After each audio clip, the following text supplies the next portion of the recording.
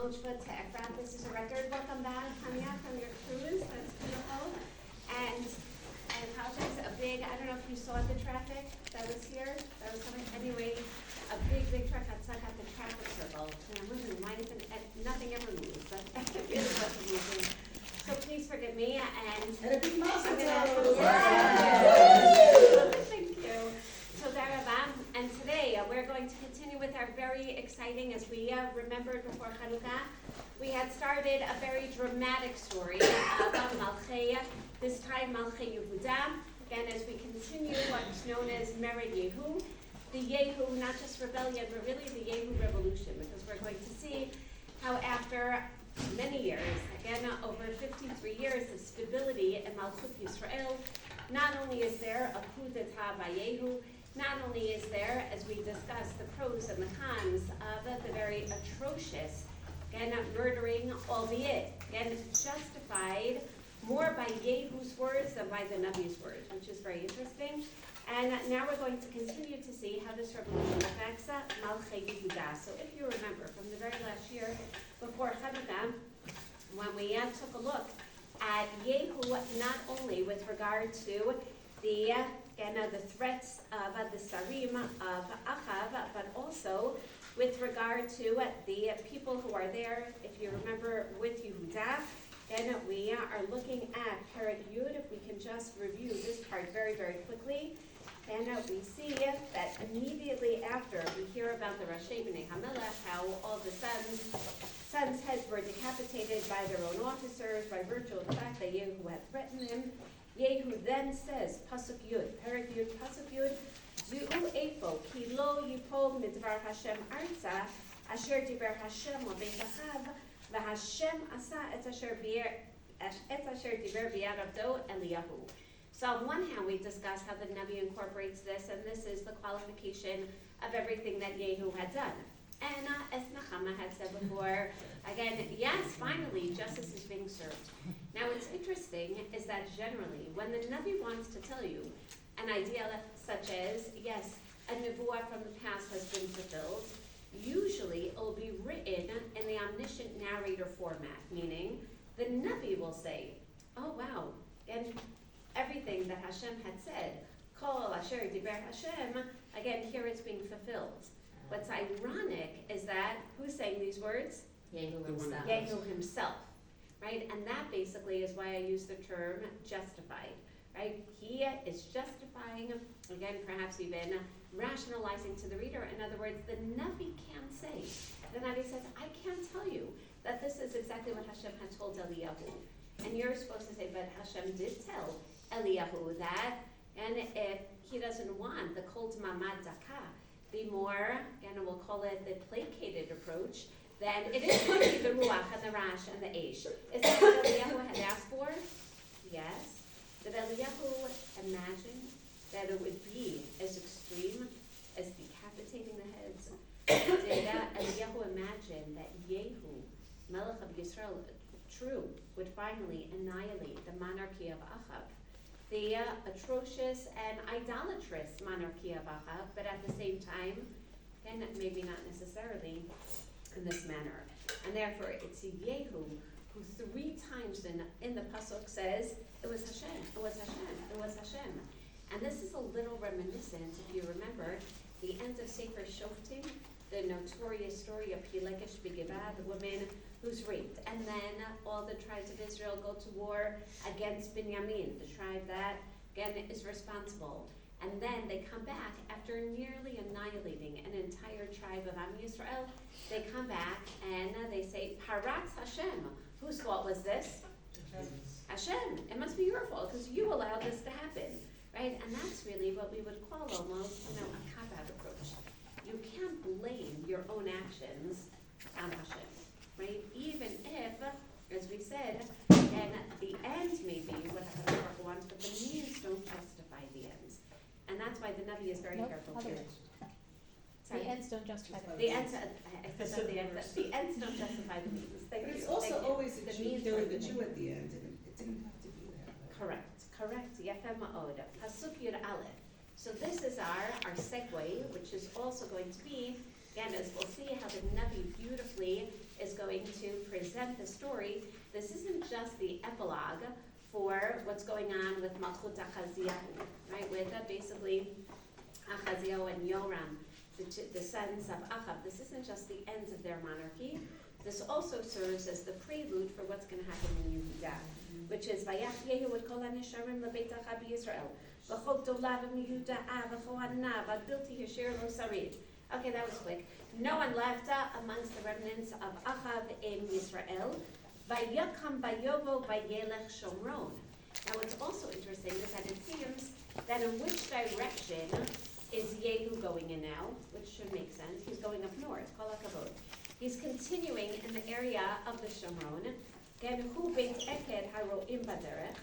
And we see, and I just want to remind you of this because it was, if you remember, right before Parshat Vayeshev, when we discussed, it was right before Parshat Vayishlach, when we discussed this, and I said, but this is so perfect, because we're going to see words that are clearly reminiscent of the story of Yosef, right? And therefore, if you weren't convinced that the Navi is weaving into the story a story of Milchemet Achim, of civil war, then he's going to go out of his way now through literary guise to do exactly that. And what does he tell us?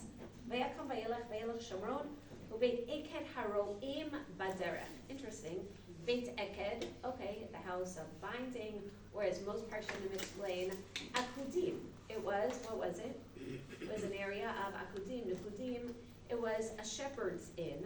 So he goes to this area, baderech. In other words, he goes on his way, apparently to, I thought, just start, maybe cleanse the rest of the throne, start his anti-avodah zarah, v'yehu matzah, and eta achei Achaziyahu melech Yehuda.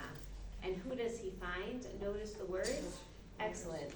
Again, he finds the brothers of Achaziyahu, who's the king of Yehuda, whom we already heard that he killed also for going to visit Yoram, and achei Achaziyahu. Now he could have said it a different way. How could he have said, who are the brothers of Achaziyahu? They're basically Bnei Yehoshaphat, right? Usually, you don't necessarily identify a king through his brothers, you identify them through the line of Malchut, through the father. Everyone see what he's doing here?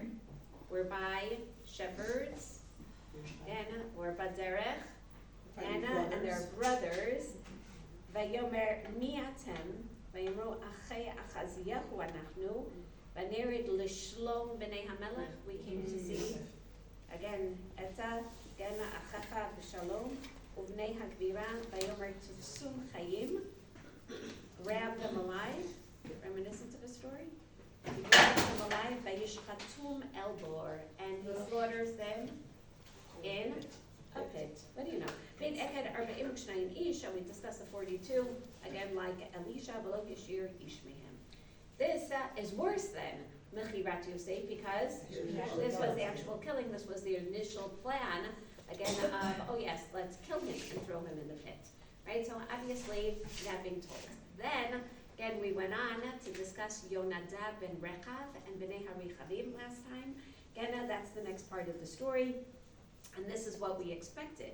Meaning, what did we expect? Why is he supposed to get rid of the house of Achav? Not only to take over the monarchy, but to rid the nation of Avodah Zarah. So apparently, that's why he was going up to Shomron, and we'll prove it now. But on the way, why not kill some more brothers of Achaziyahu, even though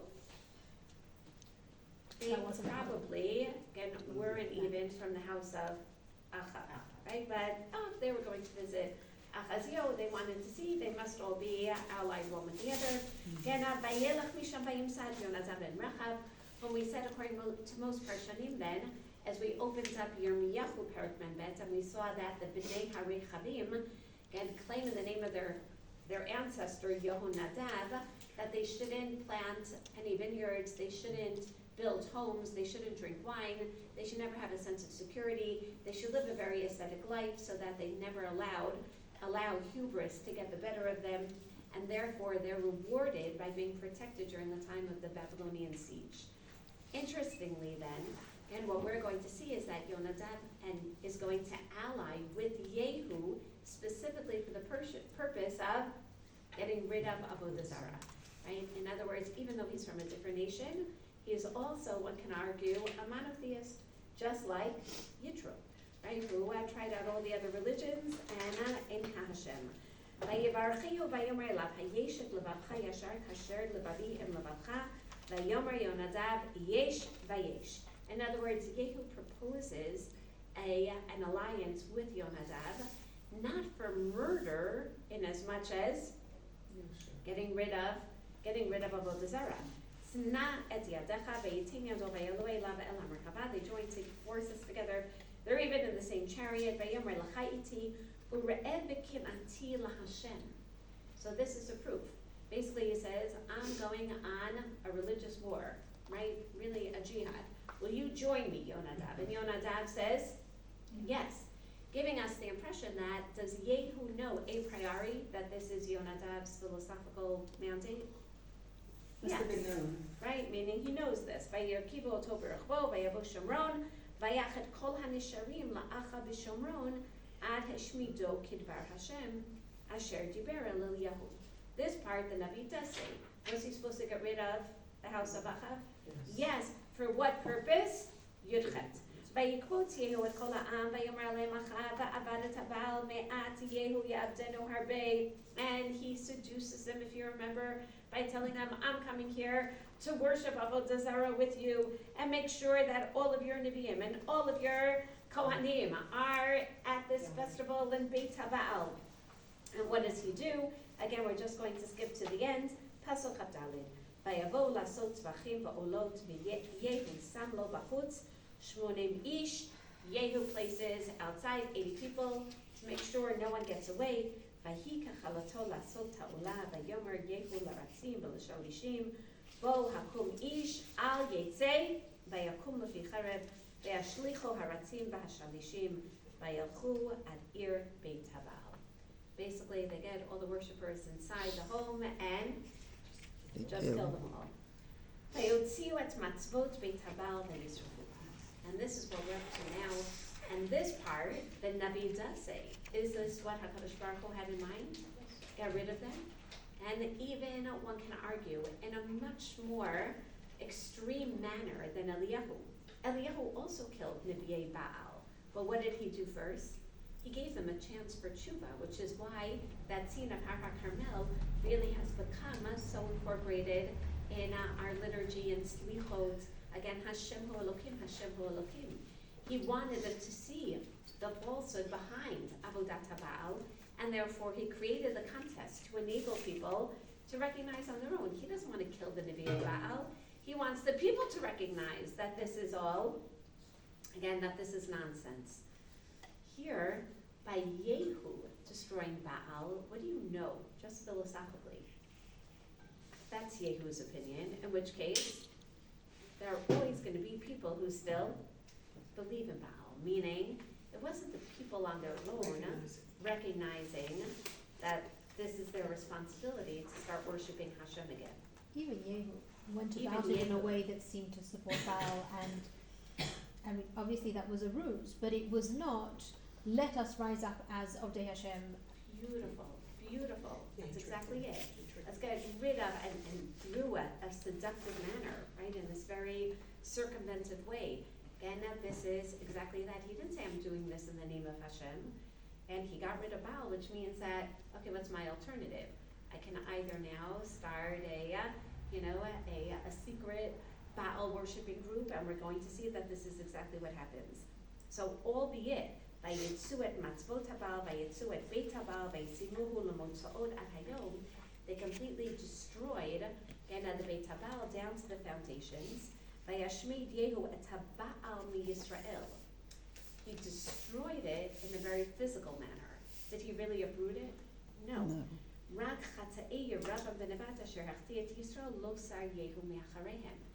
And the Navi underscores this by telling us that there are still chata'im of Yeravam v'nevat.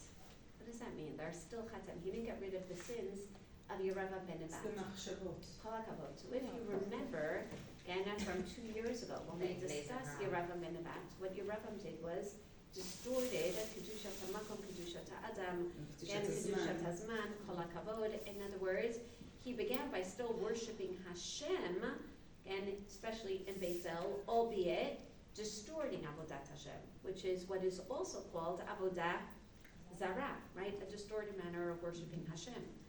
So as soon as you distort how you worship Hashem, what happens already in his lifetime? People also distorted the Avodah at its core and used similar methods in worshiping other forces other than God. So what does he mean? He got rid of Baal, but the sins of Yeravam ben Nevat are still there. What is the Navi telling you? So even Labriot, We're even still if, worshiping even thank without you, the the Baal. distortion is still there, the confusion is still there, even without the Baal. So you know that unless he literally re-educates the people in proper Avodat Hashem, what's going to happen by the next generation? Yeah, people will be But dead. wasn't again. Elisha still active now? And Baal Right? is We still said, active. no, we said Elisha was still active. Elisha And you is said still his main active. thing was And there are many educating everybody. Nevi'im. Excellent. And there are many Nevi'im also. So Shira's very optimistic. Kol hakavod. Well, I'm not, because I know the end, but but why shouldn't we be expecting here that we use the Eliyahu approach to cleanse the thing, and now we've got a clean slate, and we have all of the Nevi'im that Elisha has been raising, and they're going to go and educate everybody. Beautiful. Excellent. Excellent. She's right. She's right. Could that happen? Yes. We would What hope is it the could Navi happen. already?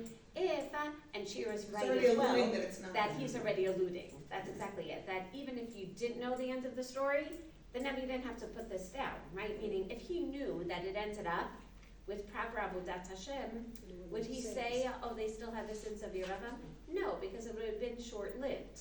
He's telling you this because he's already foreshadowing if the sins, if the roots are still there, then there could be a major religious reform. There could still be, but you need a major religious reform now in order to literally again undermine all the sins of Yeravam ben Nevat, and let's prove it even from the next pasuk.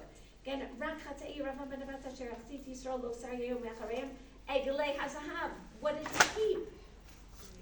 He kept the eglei zahav.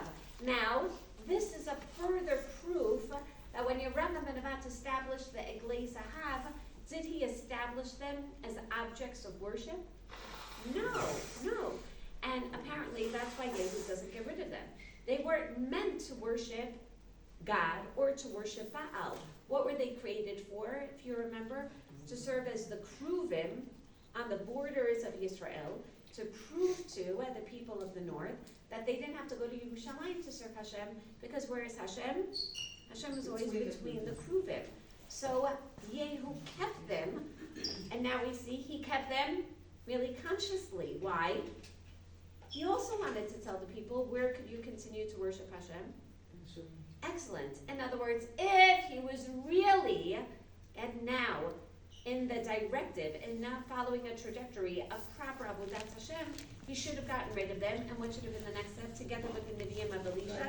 Return to Yerushalayim, have a major unification with Yerushalayim. And this would have been a great time because the people of Yehuda see themselves as allied from the time of Yehoshaphat, and definitely the marriage, right, with Ataliah, as we're going to see. So the Navi is already telling you, he left the Eglei Zahav. He didn't destroy the root of it all, right, which means that, and he did not even have the intention of really restoring proper So why Avodat doesn't Hashem. the Navi, Just I don't the mean the Navi destruction narrator, of I mean the Navi Elisha or his disciples. Excellent. Say that to him. Like we Beautiful. have, why is the Navi not involved in the kingship of Yehu? Beautiful. And And I that's the know we're question. about to see a message from him, but the Exactly. message doesn't say that, right? The message said you did what you were supposed to, now you have a kingship. The message should say, you're not done. Excellent. So this is, we'll even say, a common theme of Melachim that don't listen to their Nevi'im. Meaning, can we even hypothesize that there is a Navi that's accompanying Yehu? Why? 100% correct. Why? He was sent. Because a Navi was sent. So our understanding from the beginning of even Sefer Shmuel is that there's always a court prophet. There's always a court prophet. The question is whether the king listens to him or not. There seems to be a court prophet, and it could even be, again, maybe it was still Yonah, according to, again, if he's the original Na'ar Navi that comes, again, our sense is, yes, there is a Navi. And what do you think that poor prophet is saying? No, we see the prophet It seems that says, he's the one writing you've it. done something. You've done right? You've done a something. good job. Now you have a dynasty. But Correct. he doesn't say, you're not done. Let's get rid of. Our sense is that he probably does. Why aren't all the words of the Navi written down? Because we don't need to hear what he told the king. We just need to know that They the got king rid. doesn't listen. Okay, meaning it really does seem that there is a Navi here, because these are the words of the Navi. But this Navi doesn't tell you what he told your Rabbam because you know what he tells your Rabbam. That's exactly it. You know these messages. And he's writing to you, he didn't do what he was supposed to do. How is he supposed to know what he's supposed to do? What's the Navi basically alluding to? He does know what he's supposed to do. There is a Navi. How do you know there's a Navi? Because there always is a Navi. And therefore, again, through, and I'm glad that Shira is bringing this up now, because are we going to hear everything, for example, that Yeshayahu tells Achaz and Chizkiyahu and again Uziyahu and Yotam? No. Are you going to hear everything that Yirmiyahu tells What again are you not asking Yoshiyahu? for everything? Sorry? I'm saying one pasuk. Half a pasuk. Okay, we'll get there. And because we've got a message, if we had no message, Here right? it If we is. had omniscient narrator say, Here it is. I don't read the message, then I'll say what I want. Okay, Mitsuyan. Pasuk Lamed. Vayomer Hashem. So that's exactly it. When it says Vayomer Hashem in the Navi, what does it mean? And Navi said, El Yehu, Yan asher hitivot elasot hayashar b'nei kachol asher bo v'yesi zel b'beit achav. Firstly, Yehu yasher koach. What did you do? You did well. Sur meira, right? You did the first part really, really well. You got rid of Beit achav. By the way, was that an easy task? No. To go against the established monarchy? No. Definitely not. Therefore, because you got rid of Beit Achav and the Avodah Zarah, B'nei Revi'im yishvu lecha al kisei Yisrael. You will now have 4 generations. 4 generations of a dynasty. By the way, why 4? Why not 5? Why not 3? Poked avot al banim al shishim v'arve'im l'sonai and v'osa chesed la'alafim. But that's exactly it. He didn't do the chesed part, right? Meaning, it's basically, I will punish for 4 generations. So now, you basically have replaced the punishment with 4 generations. Okay, you get 4 generations, al kisei Yisrael. Now the Navi tells us, V'yehu lo shamar la'lechet b'torat Hashem Elokei Yisrael. He got rid of Achav's avodat Baal, but he didn't then follow Torat Hashem. Who's telling us this again? The The Navi, which Navi. means that, did the Navi say this to you? Of course. Yes, how? Directly. And directly, indirectly, in a one-time nevuah? No, the one-time nevuah was Yesher Koach for What you did. what you did, which was getting rid of Beit Achav. For that you get 4. But you should know, you didn't listen to Torat Hashem. Okay, how was I supposed to know? And because that Navi did what? He doesn't tell you the whole nevuah, but he clearly warns him. Why doesn't he tell you the whole nevuah? Because it wasn't a one-time nevuah. You think the Navi came knocking on his door? Again, probably, I don't know, every Rosh Chodesh, Yehu. Now's the time for a more comprehensive reform. Do you want to go to Har Carmel? Maybe we should redo that scene. Right, basically, again, to really start replacing Avodat Baal. And here you see it. Again, he doesn't follow Torah Hashem. He got rid of Avodat Baal, but instead of replacing it with Avodat Hashem, Torah Hashem, what happens? He left a vacuum. When you leave a vacuum, what happens? Someone comes People along. go to the lowest common denominator, right? And this is something, by the way, as difficult as these psukim are and as disappointing as they are, they tell us so much about education, right? Educational reform, by the way, judicial reform as well, right, is about what? What is reform about? It's not just getting rid of the old system. You have to Create a new one. create a new one. Meaning, I don't know if everyone's following what's going on, but it's not, again, okay, it's true. It's almost as if, do you mind if I just say this politically? Not taking any particular side right now, albeit if the right is claiming that there's deep state going on within the judicial system, and therefore we have to get rid of it. Okay, excellent, but that's not enough. What else do you have to do? Something to replace So it. propose, how is it gonna work? You can't just say that now the Knesset is going to be in complete control and yes, it's all gonna work based on democratic voting. You need a Constitution. thank you. Then you really need, again, to sit and create then a new system, right? It's not enough to get rid of the old one. And but this is especially true in the case of education, right? When it comes to, again, especially in this country where Misrad HaChinuch runs education. So people, let's say, you're not happy with the educational, framework. Let's of it. Let's just say, I was going to say, thank you, Yael, let's just say. So, again, what do?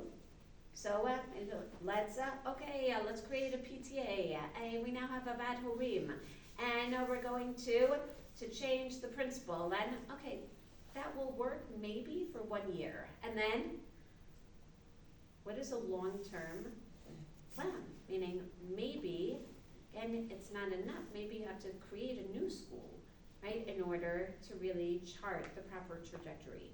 And that's exactly this. The Navi says, Yesher Koach, but where's the Torah Hashem, right? What did you replace it with, right? Where is that constitution of education? It's so hard. I mean, if you think about, this is exactly today. Mamash. Like, he joined the army, he took out the bad stuff, he kind of like put that into place, but like, at the end of the day, who do we vote for? We don't vote for the person, like, the people, the country, the religious norm is so deeply embedded in being kind of like chetzi, or like even, let's say, like 3/4, 1/4, like, it's what your Ravam did. It looked okay. It was okay. It's not even Christmaka. It's like, it was like, it's okay. Like, he didn't become a religious fanatic, Yehu. He didn't. He probably wanted people, like, you think, oh my God, how did he not go the extra mile? How did he not?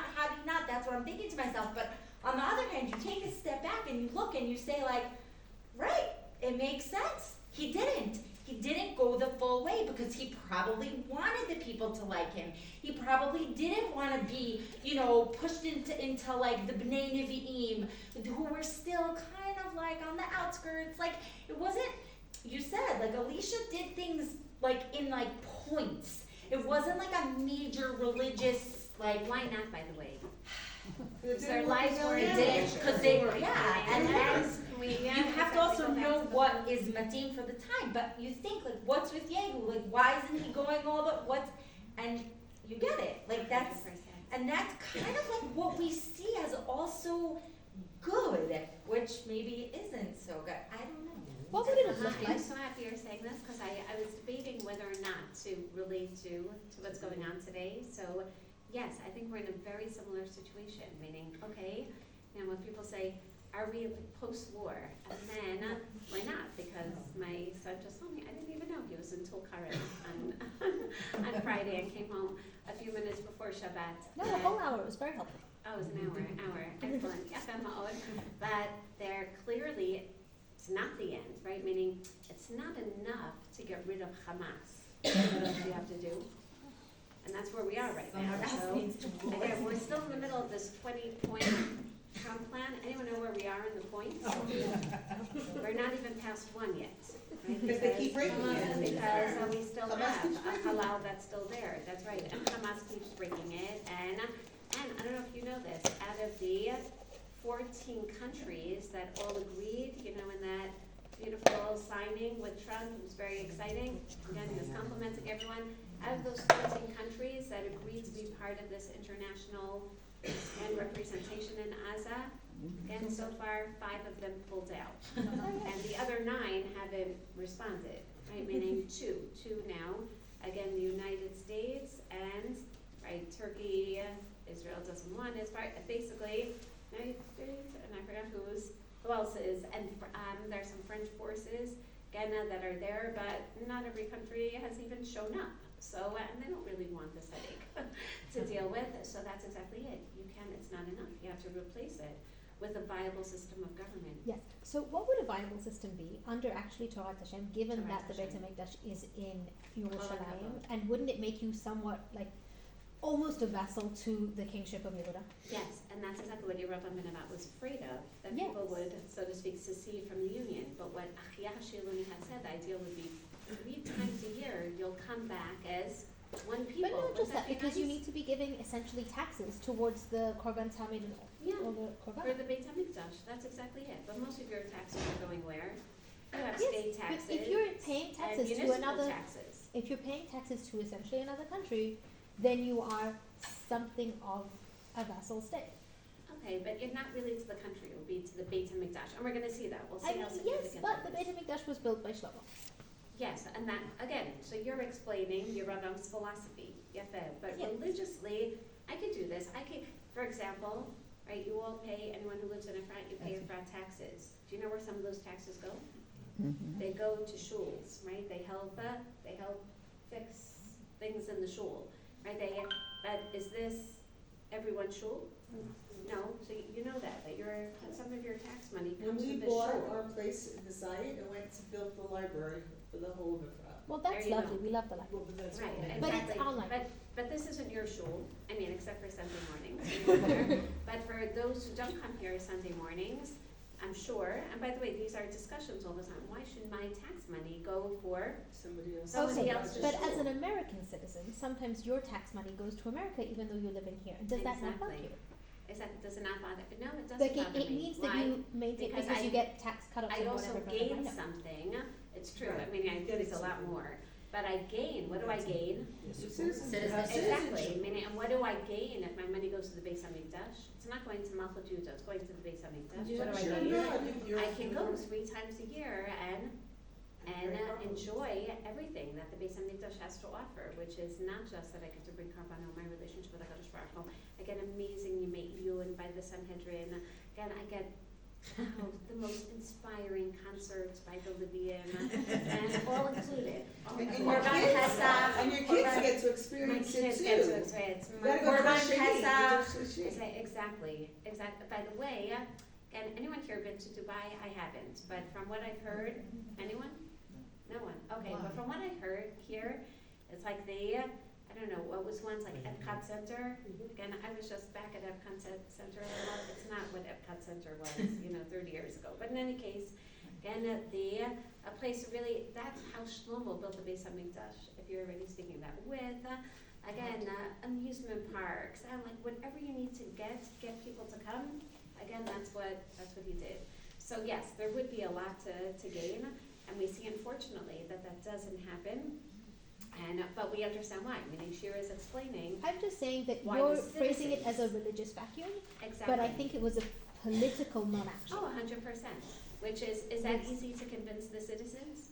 Yeah. Yes, I mean, meaning, Yeah, he They didn't took want very to, convincing. going back to. he what didn't was want to fucking be an peop- extremist. People always ask, why, No, he why wasn't an didn't the extremist. people rebel No, against he didn't want Rambam to be a religious And- extremist. and want to go That's back true, to that's why he Yerushalayim? did. And the answer is exactly as Shira said, why pay double taxes, why? And he didn't want to be a religious extremist. Yeah, so that brings us back to this, right, which is, I think, something very important, and Nechama, I think you're right, meaning he didn't want to be a religious extremist, meaning here, he got rid of the ruling faction, right, all of the upper classes of the ruling faction.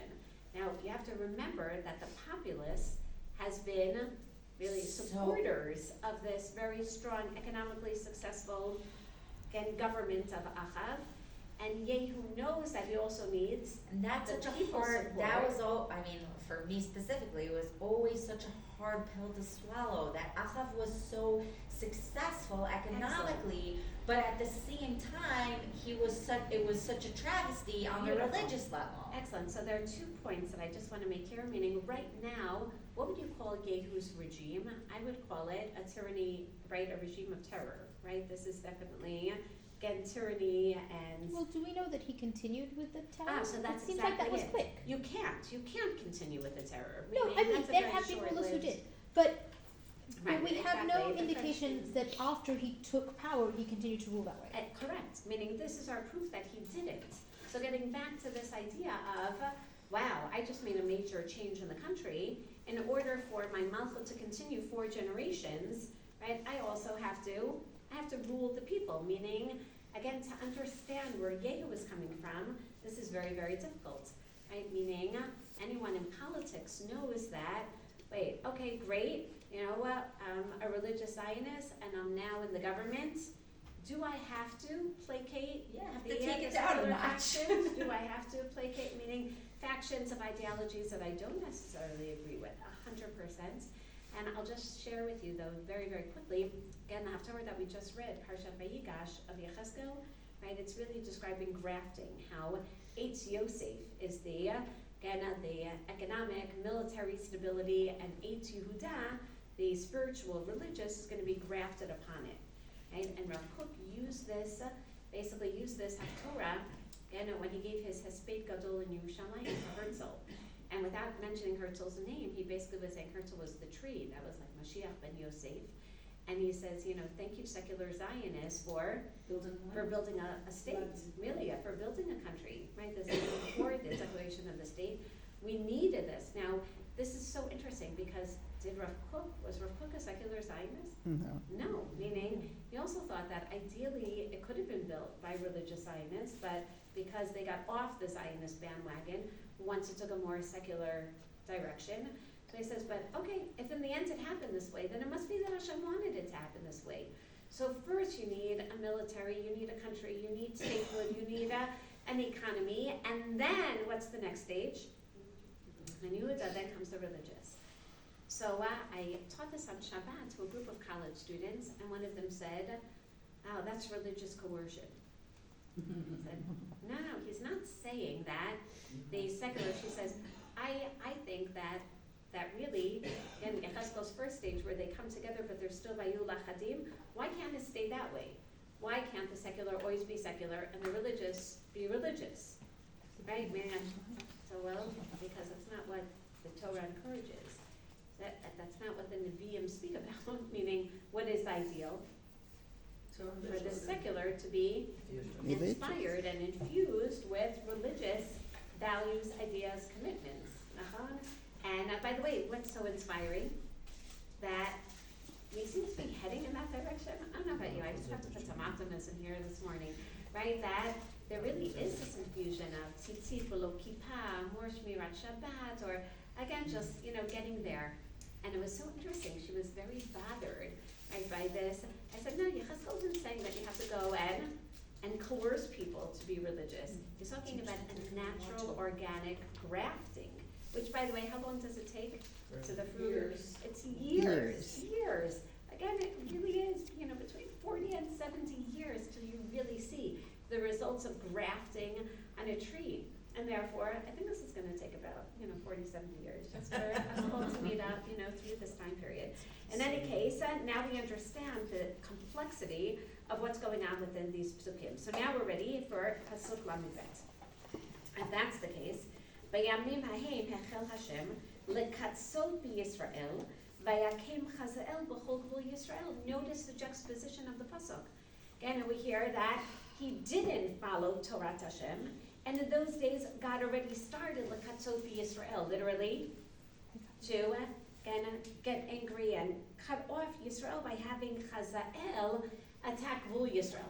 Now I'm very confused, because I thought Chazael was appointed in order to destroy, remember that was going to be one of the punishments for Achab. And therefore, where should this pasuk have been? Also, we saw Hazael already. Thank you, we Yehu was saw fighting Hazael. Shouldn't this have been much earlier? And yet the Navi decides, and this is what's beautiful about learning Nevuah. It's not just, okay, let's just get through the history. No. He juxtaposes it to Yehu not following. In other words, the effects of Hazael could have been mitigated had Yehu actually done something. Now it still seems that Hazael is supposed to punish Yisrael in the north for all their sins of Avodah Zarah. There's still going to be, again, no further punishment. However, and the measure of it would be based on whether or not we learn the messages.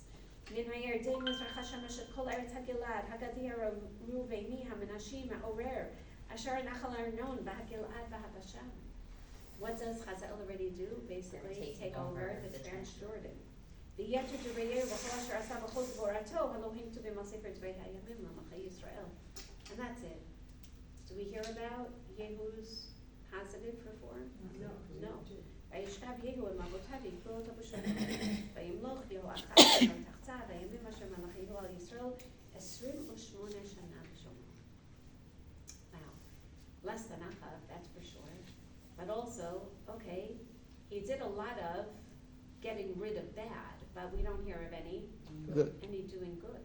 No positive that's mentioned, and therefore it's not surprising that the Navi juxtaposes the effects of Hazael's conquests directly to that lack of Aseh Tov. Now we get to again, a continuation of, one of the most dramatic stories. Here we go, Atalyah. Atalyah is the mother of Achaziyahu, whom we already know. Again, Achaziyahu is we saw this, is basically the son of Yehoshaphat, and the grandson of Yehoshaphat, again Yoram, and then Yehoachaz, Batalia Aim Achaziyahu, Ra'ata Kimet Bena. Do you remember what happened to Achaziyahu? He went up to visit Yehoram, the king of Israel, who was wounded in war. Now we understand, wounded in war against Hazael. Now it's all coming together. And he was wounded in war, and Yehu killed him. She understands what's going on in the north right now. Yehu is undergoing major massacre of, again, a coup d'etat. Wow. It's terrible for the government when there's all this instability. But if you're vying for power, then It's a great sign. instability is great, right? You know this, right? That please forgive me for saying it this way, but the leftist parties are like really magnifying all the debates over Chok HaGiyus. Why? So that the government will fall already, right? Meaning, let's take advantage of any crisis so that we can have a shift in power, right? That's how politics works. Sorry? Chaos is a ladder. Chaos, It's the thank Game you. of Thrones. The Game of Thrones. Toda Rabba, Toda. So Atalyah, the mother of Achaziyahu, Ra'ata Kimet Bina. Now, by the way, this is interesting. Kimet Bina. Her son didn't die. Her son Was killed. Meaning, in her mind, that's exactly how the Navi says it. Oh, he died. So now what happens? Now we have to go through succession. That's right. Vatakom v'tabi v'kol zera ha'mamlacha. How should Malchut continue? Downward, right through, basically her grandson. What does she do?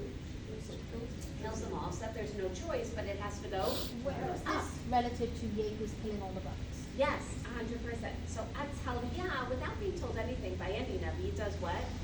That basically performs her own coup d'etat, right? Is that something? Is it But what's the called a coup d'etat irony? this way?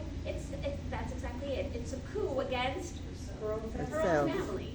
But she doesn't take the military. Oh, yes, she does. Oh, she does? We're gonna see. Okay, we'll take We're gonna see. Vatikach Yehosheva bat hamelech, Yoram achot Achaziyahu. Yehosheva is the daughter of the king, but not of the queen. No, right? but Bat HaMelech Yoram. Exactly. Oh, so she is, thank you, Bat HaMelech Yoram, who was Achaziyahu's father. Yeah. So she is the, Weren't Yehoram and Yes, Achaziah and- uncle and nephew? The other Yehoram. the other Yoram. Not Yehoshaphat Yoram Achaziyahu, king Yehoram. of Yehuda. Yehoram, not Yoram. They're the same. Sometimes So it's then spelled he's with not, a. they're not uncle and nephew? They're also the Yoram of Yehu's side. We said is also that way. We need a family tree. The king of Yehuda and the king of Israel had the I'm same gonna- name. I'm gonna put Right. the- Yeah, I'm gonna yeah, put the yeah. family Just to tree. make everyone You confused. need Exactly. Nachon. Even though we already discussed 2-3 classes ago that there's a machloket Yeah. exactly how Yeah. family tree, but we'll do a point to most part, and I'll show both sides. Mitsuyan. So Yehosheva is basically Achaziyahu's aunt. Yehosheva, No. the aunt, Yehosheva is Achot Achaziah. is the right sister. Right, she's Sister. also the daughter of Yoram. Right. Okay, that's what we were saying. The sister of Achaziah takes her nephew, Yoash ben Achaziah, right? Takes her nephew. Why does she have to take her nephew? Because that's how By he's his killing own grandmother, right? So she takes Yoash, Batiknovo to mitoch b'nei hamelech hamumatim. Wow, everyone else has been Died. killed. Ve'et menakto. Wait a second, how old is this little boy? Very young. Mini kato. He's maximum 3 years old, right? Chances are closer to 2. By the way, right, you all remember the story of the nursemaid in Bombay? Remember? Oh, yeah, Right, yeah. Chabad. Oh, I know that. Moshe, right, basically. And I remember when I first heard of it, oh my gosh, it's the same story. The nursemaid saves us, or with him. Again, b'chadar hamitot. Now this in itself is interesting. What's chadar hamitot? What's the pshat, chadar hamitot? The bedroom. However, the Parshanim are very bothered by this. Why would she save him in the bedroom? Isn't that the classic place where one would kill? So what some of the Parshanim explain, no, meaning that's too intimate, right? Meaning you don't kill in a bedroom, Is it supposed to be with a especially. top instead of a tent? So what? So it's Beit Hamitot, Beit That yes, Hamitim, them Mitim. but meaning either she hides him amongst the dead, but most of the Parshanim say no. What's Beit Hamitot? It's another. Rashi says it's another name for the Kodesh Kadashim. And why is Kodesh Kadashim called the bedroom? Which is the most It's difficult. sanctuary. Intimacy, with HaKadosh Baruch Hu. Isn't that beautiful? But that's kind of backwards. Like the actual We Beit call it Beit Hamikdash? Hamikdash, the actual Beis Hamikdash. Take them to Takes us to the the Kodesh Kadashim. Now why? Shani, we're gonna Yes, have sorry, to Tova. cut it short for today. We're gonna have to continue this class, another time. I'm sorry, I know that you all have, time commitments outside of here. So, we're gonna let you all go for now. Oh, okay, I wasn't sure if that was the sign that. Yeah, sorry. Can I just finish the puzzle? Sure. Just to finish the puzzle, Mitzvayim, Tova, thank you. Vayastiru oto mipnei Atalyahu v'lo humat. And this is how she takes it. And she's able to turn to the Kodesh Kodashim. What we're going to see is that her husband is the Kohen Gadol, right? And therefore, it does make sense that this Chadar Hamitot should be the Kodesh Kodashim. Otherwise, maybe it really is a play on the death as well. So her husband Yehoyada is going to help with this reform, and therefore we're going to see Kohen Gadol was part of that family? that he married, which does make sense. The Kohen Gadol married I the guess, sister. the sister of the king. She's good. Who, by the way, she's the daughter of Yehoshaphat. No, The daughter- she's the the granddaughter of granddaughter. Yehoshaphat. She's the daughter of Yehoshaphat. Yehoshaphat. I'm picturing, because Yoram isn't around for long. She's the granddaughter of Yehoshaphat. So it makes sense that, yes, the Malchut, so Mary and Yehoshaphat, again, was the one who walked in the path of Hashem. So yes, this is a fascinating story that we're going to take a look at next week. And maybe even is a source for different C.S. Lewis stories. Okay, but in any case, we will, Be'ezrat Hashem, continue with the drama. I'm sorry for coming late and ending a little late as well. Be'ezrat Hashem, and to start on time next week, and everyone should have a Shabbat Tov and a good one.